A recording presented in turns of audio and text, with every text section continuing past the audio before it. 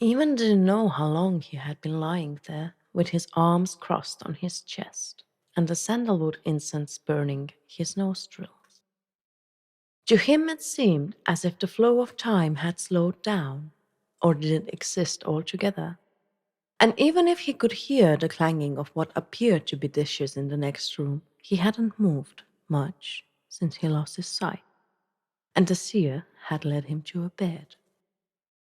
It was as if he had been a bird locked in a cage, but the cage was his mind, and inside of his skull, the demons were as restless as ever, by reminding him of all that he had ever been trying to forget, by carefully backing up unpleasant memories and setting them aside in the corners of his psyche.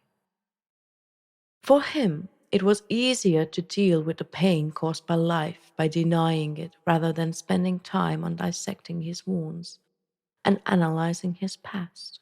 For the most part, it had worked, unless he had been left alone to drink and slow dance with his pain.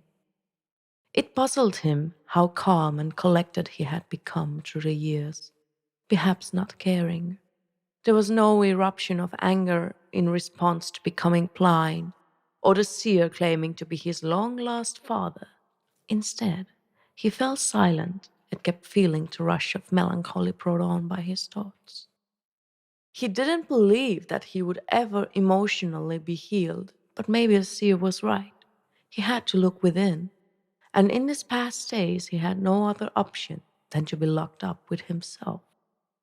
He heard the seer walking towards his door and could smell the chamomile tea even before it flung open.